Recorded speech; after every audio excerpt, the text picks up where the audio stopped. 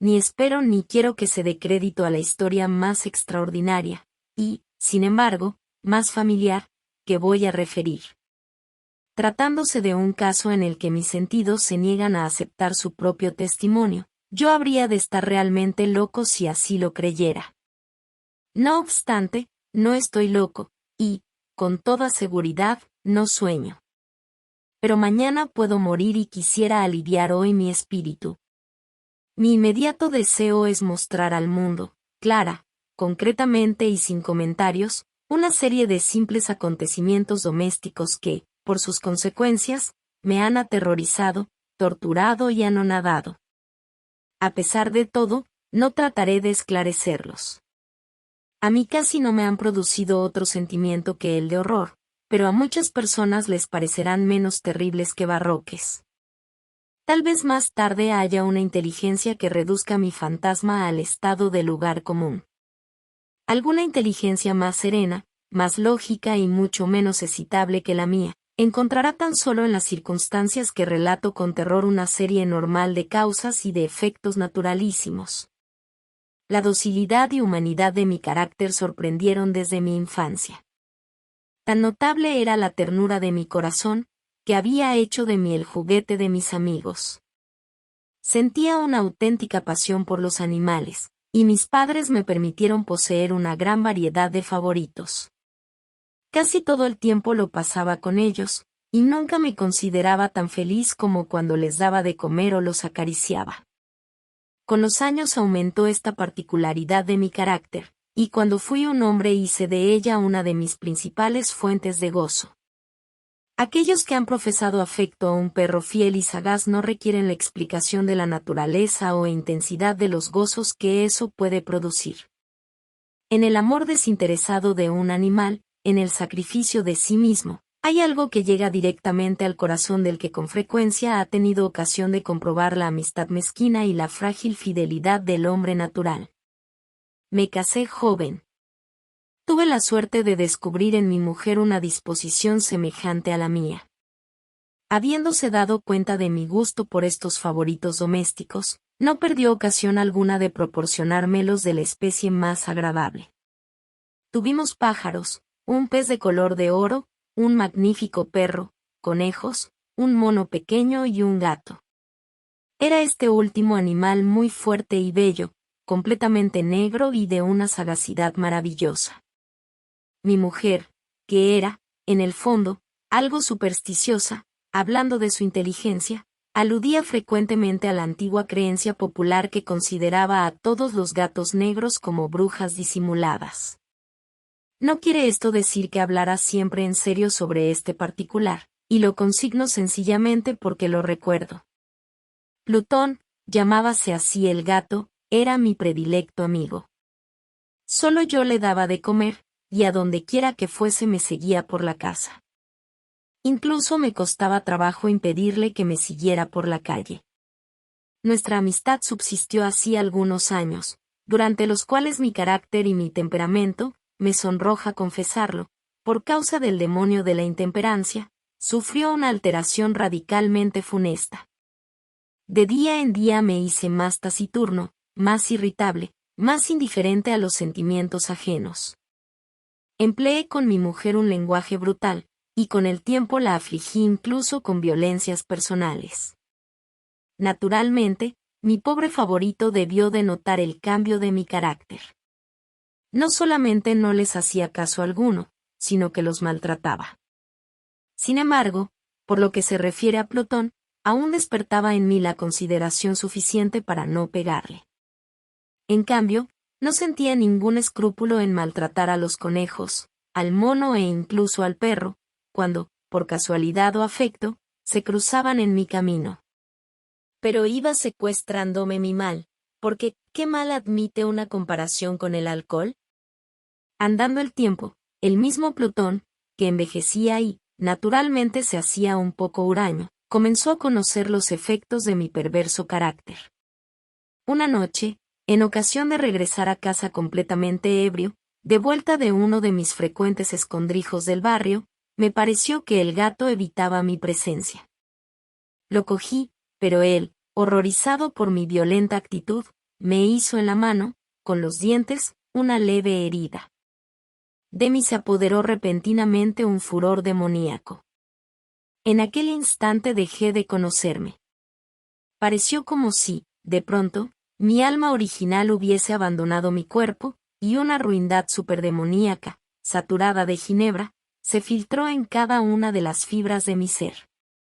Del bolsillo de mi chaleco saqué un cortaplumas, lo abrí, cogí al pobre animal por la garganta y, deliberadamente, le vacié un ojo. Me cubre el rubor, me abraza, me estremezco al escribir esta abominable atrocidad. Cuando, al amanecer, hube recuperado la razón, cuando se hubieron disipado los vapores de mi crápula nocturna, experimenté un sentimiento mitad horror, mitad remordimiento, por el crimen que había cometido. Pero, todo lo más, era un débil y equívoco sentimiento, y el alma no sufrió sus acometidas. Volví a sumirme en los excesos, y no tardé en ahogar en el vino todo recuerdo de mi acción. Curó entre tanto el gato lentamente. La órbita del ojo perdido presentaba, es cierto, un aspecto espantoso. Pero después, con el tiempo, no pareció que se daba cuenta de ello. Según su costumbre, iba y venía por la casa, pero, como debí suponerlo, en cuanto veía que me aproximaba a él, huía aterrorizado. Me quedaba aún lo bastante de mi antiguo corazón para que me afligiera aquella manifiesta antipatía en una criatura que tanto me había amado anteriormente. Pero este sentimiento no tardó en ser desalojado por la irritación. Como para mi caída final e irrevocable, brotó entonces el espíritu de perversidad, espíritu del que la filosofía no se cuida ni poco ni mucho. No obstante, tan seguro como que existe mi alma, creo que la perversidad es uno de los primitivos impulsos del corazón humano, una de esas indivisibles primeras facultades o sentimientos que dirigen el carácter del hombre. ¿Quién no se ha sorprendido numerosas veces cometiendo una acción necia o vil, por la única razón de que sabía que no debía cometerla? No tenemos una constante inclinación, pese a lo excelente de nuestro juicio, a violar lo que es la ley, simplemente porque comprendemos que es la ley. Digo que este espíritu de perversidad hubo de producir mi ruina completa.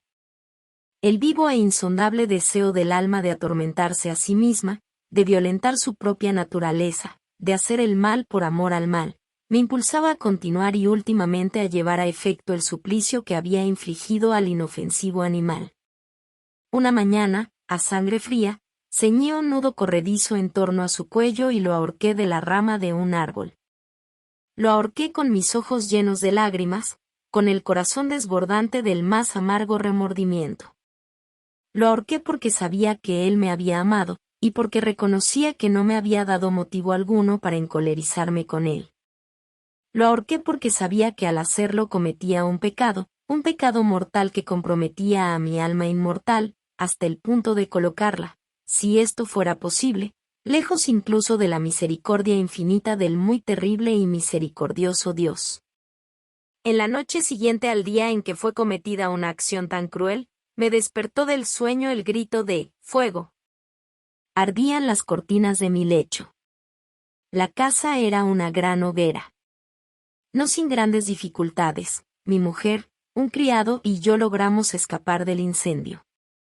La destrucción fue total. Quedé arruinado, y me entregué desde entonces a la desesperación. No intento establecer relación alguna entre causa y efecto con respecto a la atrocidad y el desastre. Estoy por encima de tal debilidad. Pero me limito a dar cuenta de una cadena de hechos y no quiero omitir el menor eslabón. Visité las ruinas el día siguiente al del incendio. Excepto una, todas las paredes se habían derrumbado. Esta sola excepción la constituía un delgado tabique interior, situado casi en la mitad de la casa, contra el que se apoyaba la cabecera de mi lecho. Allí la fábrica había resistido en gran parte a la acción del fuego, hecho que atribuía a haber sido renovada recientemente. En torno a aquella pared se congregaba la multitud, y numerosas personas examinaban una parte del muro con atención viva y minuciosa. Excitaron mi curiosidad las palabras extraño, singular, y otras expresiones parecidas. Me acerqué y vi, a modo de un bajorrelieve esculpido sobre la blanca superficie, la figura de un gigantesco gato. La imagen estaba copiada con una exactitud realmente maravillosa. Rodeaba el cuello del animal una cuerda. Apenas hube visto esta aparición, porque yo no podía considerar aquello más que como una aparición. Mi asombro y mi terror fueron extraordinarios. Por fin vino en mi amparo la reflexión. Recordaba que el gato había sido ahorcado en un jardín contiguo a la casa. A los gritos de alarma, el jardín fue invadido inmediatamente por la muchedumbre, y el animal debió de ser descolgado por alguien del árbol y arrojado a mi cuarto por una ventana abierta. Indudablemente se hizo esto con el fin de despertarme. El derrumbamiento de las restantes paredes había comprimido a la víctima de mi crueldad en el yeso recientemente extendido. La cal del muro, en combinación con las llamas y el amoníaco del cadáver, produjo la imagen tal como yo la veía. Aunque prontamente satisfice así a mi razón, ya que no por completo mi conciencia, no dejó, sin embargo, de grabar en mi imaginación una huella profunda el sorprendente caso que acabo de dar cuenta. Durante algunos meses no pude liberarme del fantasma del gato, y en todo este tiempo nació en mi alma una especie de sentimiento que se parecía, aunque no lo era, al remordimiento. Llegué incluso a lamentar la pérdida del animal y a buscar en torno mío, en los miserables tugurios que a la sazón frecuentaba, otro favorito de la misma especie y de facciones parecidas que pudiera sustituirle. Hallábame sentado una noche, medio aturdido, en un bodegón infame, cuando atrajo repentinamente mi atención un objeto negro que yacía en lo alto de uno de los inmensos barriles de ginebra o ron que componían el mobiliario más importante de la sala. Hacía ya algunos momentos que miraba a lo alto del tonel, y me sorprendió no haber advertido el objeto colocado encima. Me acerqué a él y lo toqué. Era un gato negro, enorme, tan corpulento como Plutón, al que se parecía en todo menos en un pormenor. Plutón no tenía un solo pelo blanco en todo el cuerpo, pero este tenía una señal ancha y blanca aunque de forma indefinida, que le cubría casi toda la región del pecho. Apenas puse en él mi mano, se levantó repentinamente, ronroneando con fuerza, se restregó contra mi mano y pareció contento de mi atención. Era, pues, el animal que yo buscaba. Me apresuré a proponer al dueño su adquisición, pero éste no tuvo interés alguno por el animal. Ni le conocía ni le había visto hasta entonces. Continué acariciándole, y cuando me disponía a regresar a mi casa, el animal se mostró dispuesto a seguirme. Se lo permití, e inclinándome de cuando en cuando, caminamos hacia mi casa acariciándole. Cuando llegó a ella se encontró como si fuera la suya, y se convirtió rápidamente en el mejor amigo de mi mujer. Por mi parte, no tardó en formarse en mí una antipatía hacia él. Era, pues, precisamente, lo contrario de lo que yo había esperado. No sé cómo ni por qué sucedió esto, pero su evidente ternura me enojaba y casi me fatigaba. Paulatinamente, estos sentimientos de disgusto y fastidio acrecentaron hasta convertirse en la amargura del odio. Yo evitaba su presencia. Una especie de vergüenza, y el recuerdo de mi primera crueldad, me impidieron que lo maltratara. Durante algunas semanas me abstuve de pegarle o de tratarle con violencia, pero gradual, insensiblemente, llegué a sentir por él un horror indecible, y a eludir en silencio, como si huyera de la peste, su odiosa presencia. Sin duda, lo que aumentó mi odio por el animal fue el descubrimiento que hice a la mañana del siguiente día de haberlo llevado a casa. Como Plutón, también él había sido privado de uno de sus ojos. Sin embargo, esta circunstancia contribuyó a hacerle más grato a mi mujer, que, como he dicho ya, poseía grandemente la ternura de sentimientos que fue en otro tiempo mi rasgo característico y el frecuente manantial de mis placeres más sencillos y puros. Sin embargo, el cariño que el gato me demostraba parecía crecer en razón directa de mi odio hacia él.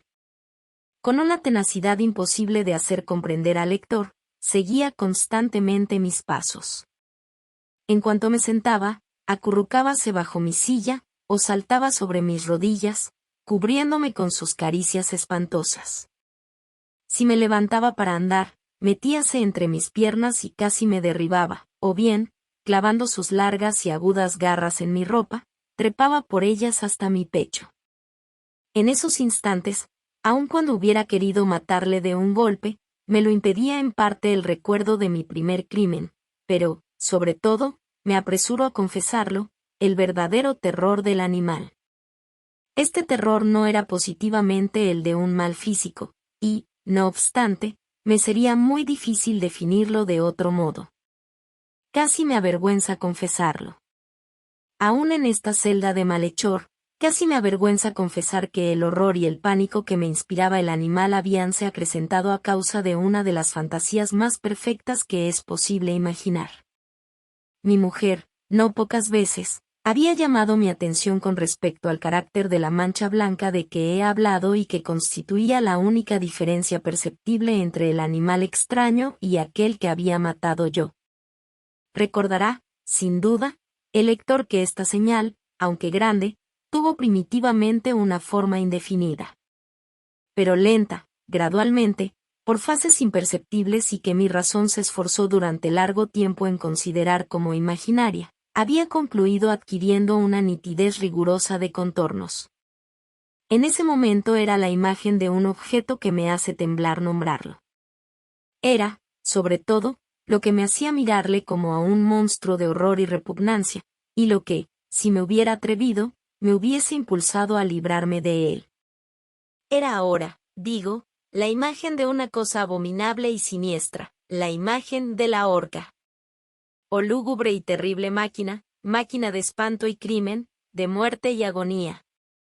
Yo era entonces, en verdad, un miserable, más allá de la miseria posible de la humanidad. Una bestia bruta, cuyo hermano fue aniquilado por mí con desprecio, una bestia bruta engendraba en mí, hombre formado a imagen del Altísimo, tan grande e intolerable infortunio. ¡Ay! Ni de día ni de noche conocía yo la paz del descanso. Ni un solo instante, durante el día, dejábame el animal. Y de noche, a cada momento, cuando salía de mis sueños lleno de indefinible angustia, era tan solo para sentir el aliento tibio de la cosa sobre mi rostro y su enorme peso, encarnación de una pesadilla que yo no podía separar de mí y que parecía eternamente posada en mi corazón. Bajo tales tormentos sucumbió lo poco que había de bueno en mí. Infames pensamientos convirtiéronse en mis íntimos, los más sombríos, los más infames de todos los pensamientos. La tristeza de mi humor de costumbre se acrecentó hasta hacerme aborrecer a todas las cosas y a la humanidad entera. Mi mujer, sin embargo, no se quejaba nunca ya. Era mi paño de lágrimas de siempre. La más paciente víctima de las repentinas, frecuentes e indomables expansiones de una furia a la que ciertamente me abandoné desde entonces. Para un quehacer doméstico, me acompañó un día al sótano de un viejo edificio en el que nos obligara a vivir nuestra pobreza.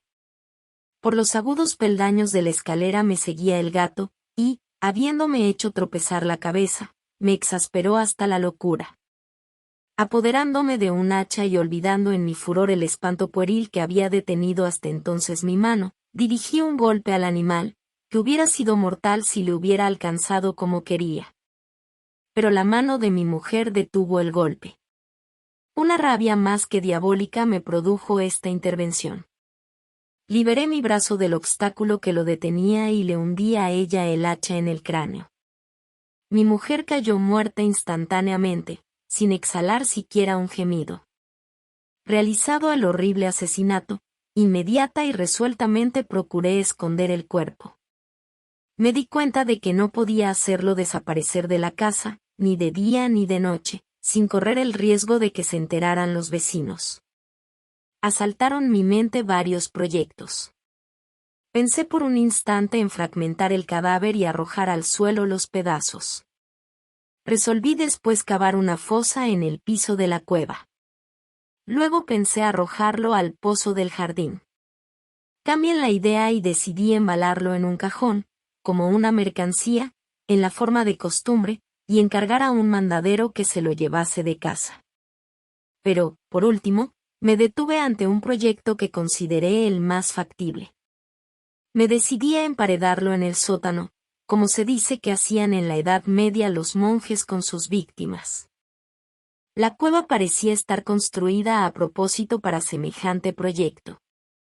Los muros no estaban levantados con el cuidado de costumbre y no hacía mucho tiempo había sido cubierto en toda su extensión por una capa de yeso que no dejó endurecer la humedad. Por otra parte, había un saliente en uno de los muros, producido por una chimenea artificial o especie de hogar que quedó luego tapado y dispuesto de la misma forma que el resto del sótano. No dudé que me sería fácil quitar los ladrillos de aquel sitio, colocar el cadáver y emparedarlo del mismo modo, de forma que ninguna mirada pudiese descubrir nada sospechoso. No me engañó mi cálculo. Ayudado por una palanca, separé sin dificultad los ladrillos, y, habiendo luego aplicado cuidadosamente el cuerpo contra la pared interior, lo sostuve en esta postura hasta poder establecer sin gran esfuerzo toda la fábrica a su estado primitivo. Con todas las precauciones imaginables, me preocupé una argamasa de cal y arena, preparé una capa que no podía distinguirse de la primitiva y cubrí escrupulosamente con ella el nuevo tabique. Cuando terminé, vi que todo había resultado perfecto. La pared no presentaba la más leve señal de arreglo. Con el mayor cuidado barrí el suelo y recogí los escombros, miré triunfalmente en torno mío y me dije, por lo menos, aquí, mi trabajo no ha sido infructuoso. Mi primera idea, entonces, fue buscar al animal que fue causante de tan tremenda desgracia, porque, al fin, había resuelto matarlo. Si en aquel momento hubiera podido encontrarle, nada hubiese evitado su destino. Pero parecía que el artificioso animal, ante la violencia de mi cólera, habíase alarmado y procuraba no presentarse ante mí, desafiando mi mal humor. Imposible describir o imaginar la intensa, la apacible sensación de alivio que trajo a mi corazón la ausencia de la detestable criatura. En toda la noche se presentó, y esta fue la primera que gocé desde su entrada en la casa, durmiendo tranquila y profundamente. Sí, dormí con el peso de aquel asesinato en mi alma. Transcurrieron el segundo y el tercer día. Mi verdugo no vino, sin embargo. Como un hombre libre, respiré una vez más. En su terror, el monstruo había abandonado para siempre aquellos lugares. Ya no volvería a verle nunca, mi dicha era infinita. Me inquietaba muy poco la criminalidad de mi tenebrosa acción. Inicióse una especie de sumario que apuró poco las averiguaciones. También se dispuso un reconocimiento, pero, naturalmente, nada podía descubrirse. Yo daba por asegurada mi felicidad futura. Al cuarto día después de haberse cometido el asesinato, se presentó inopinadamente en mi casa un grupo de agentes de policía y procedió de nuevo a una rigurosa investigación del local. Sin embargo, confiado en lo impenetrable del escondite, no experimenté ninguna turbación. Los agentes quisieron que les acompañase en sus pesquisas. Fue explorado hasta el último rincón. Por tercera o cuarta vez bajaron por último a la cueva. No me alteré lo más mínimo. Como el de un hombre que reposa en la inocencia, mi corazón latía pacíficamente.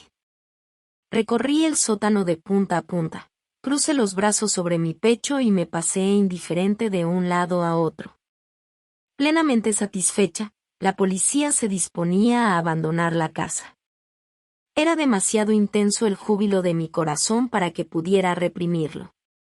Sentía la viva necesidad de decir una palabra tan solo a modo de triunfo, y hacer doblemente evidente su convicción con respecto a mi inocencia.